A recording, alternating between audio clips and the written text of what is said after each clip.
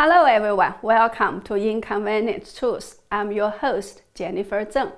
In the first part of this show, we talked about many important events happening on November 25th, which is called a turning point by many. Today, let's continue our discussion.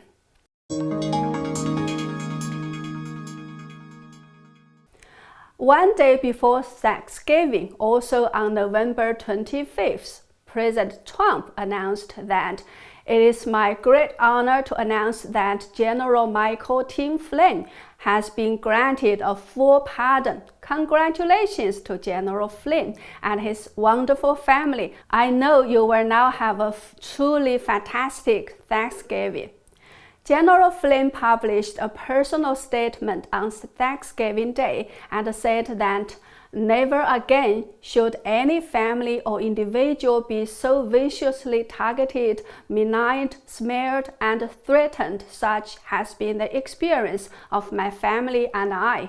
He also said very movingly that time does not always heal all wounds, but discovering the truth has a funny way of shaping the scars. To all Americans, what we choose to do in this life should never be stopped by fear. Instead, we need to embrace the uncertainty and accept the risk that comes with sacrifice, and then work to overcome the sheer magnitude of life's challenges, especially during this crucible of our nation's history.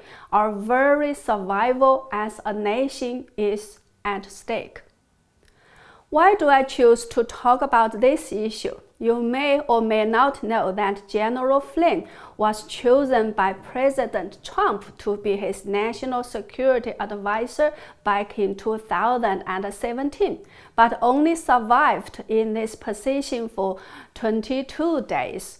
He was then charged with lying to the FBI during investigations about Russian collusion. But what are the real stories behind all this? Like some media said, a coup against President Trump even began before his inauguration. And as soon as he took office on January 20, 2017, as reported by Washington Post, the campaign to impeach President Trump has begun. So to put it simply and short, General Flynn was a victim of the Russian hoax fabricated in an attempt to take down President Trump. America spent $40 million taxpayers' dollars to investigate the so-called Russian collusion, only to find there was no such collusion at all. And then it was impeachment because of a phone call Trump made to the president of Ukraine. You know what? In January this year, I was still the producer and assignment editor of the midday news program of NTD. Every morning, I needed to select events to cover and then assign them to different reporters and writers. At that time, the COVID-19 or the CCP virus pandemic had already started to spread in China, and the CCP was trying everything it could to cover it up. Outside of China, not many media outlets or very few media outlets were covering it either. I knew this pandemic would be very big, and I knew this would affect many people in the entire world. Every day I wanted to do as many pieces about this pandemic as possible to give warnings to the world. However, almost every day or every other day, there was an impeachment hearing in the US Congress, and all the media were covering it as the most important news of the day.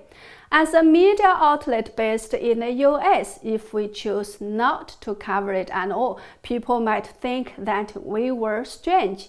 So every time when there was an impeachment hearing, I tried to arrange coverage of it, while knowing very well in my heart that all the impeachment hoax was nonsense.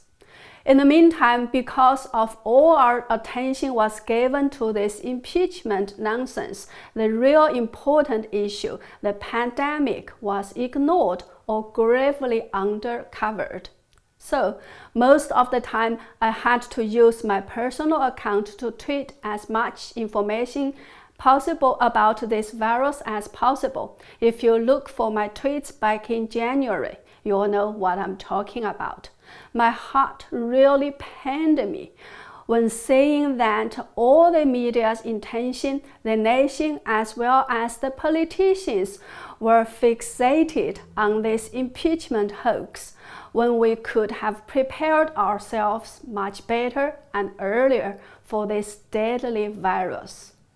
My point here is, for all the 4 years Trump had to fight against the enormous invisible dark forces while managing to fulfill his election promises to American people, he achieved a lot under such enormous pressure and attacks. Why do I choose to start talking about American politics now, something I didn't do before? Because the mainstream media are not covering the important issues, and I have to do it myself. Now, let's move to China. After many days' silence, the CCP's head Xi Jinping finally sent a formal congratulation to Biden on November 25th. Xi Jinping said he hopes both sides will adhere to the spirit of non-confrontation, mutual respect, and win-win cooperation, focus on cooperation, manage differences, promote the healthy and stable development of the U.S.-China relations, etc. Chinese dissident Tang Baiqiao said it sounded more like an order from Xi Jinping to Biden. Why did Xi Jinping choose to congratulate Biden at such a time? There could be 3 reasons. Reason 1, misjudgment of the situation. Again, according to Chinese commentator Tang Qin, after Emily Murphy, head of the General Services Administration of U.S., wrote a letter to Biden on November 23rd to say that I am transmitting this letter today to make those resources and services available to you. According to the U.S. Presidential Transition Act, certain post-election resources and services should be made available to assist in the event of a presidential transition.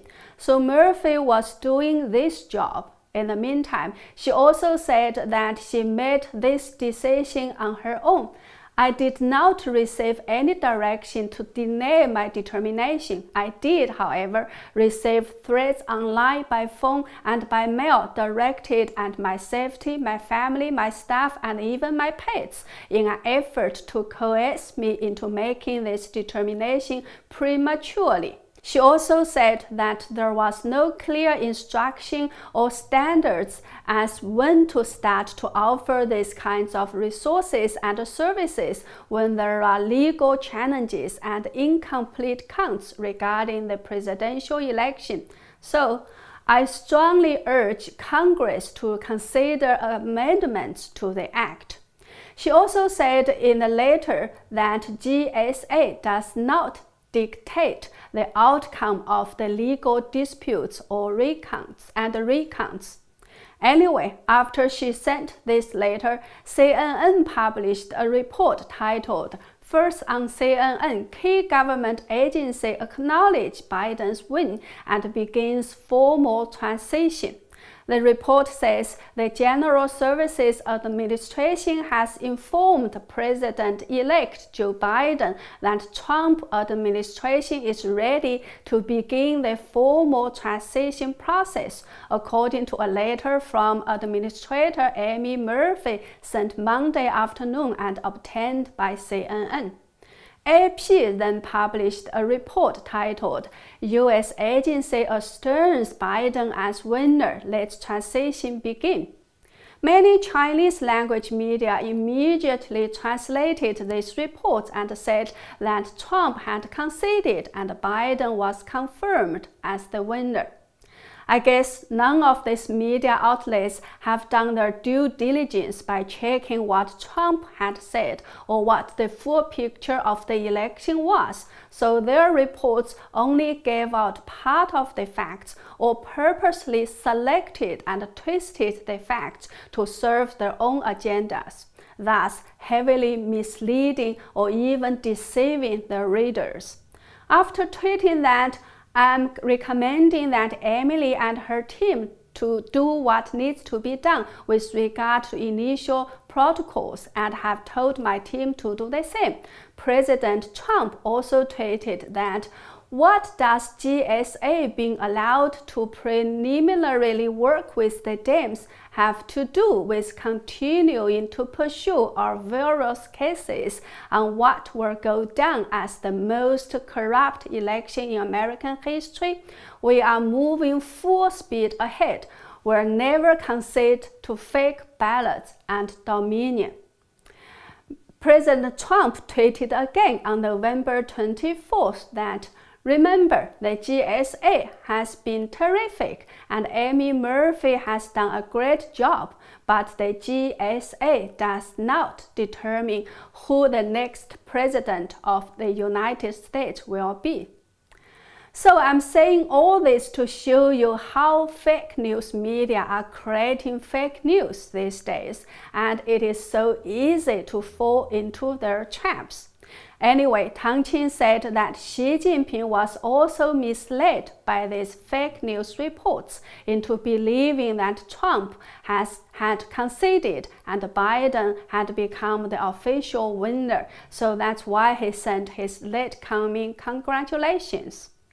Reason 2. Another Chinese commentator Yang Wei said that Xi Jinping was doing so under tremendous internal pressure and out of lack of self-confidence, so he was eager to make some achievements in the diplomatic sector. Reason 3. There was also an unverified rumor circulated within the Chinese community that Biden was preparing to retreat and concede, as he thought that he would lose in the court. So the CCP urgently sent an official congratulations to try to cheer him up in the hope that Biden would be able to keep on going. Well, which of the three above reasons is more close to the true situation? I will let you make your own judgment. That's all for now. Thanks for watching. Please don't forget to subscribe to my channel and help me to spread it. Thank you. See you next time.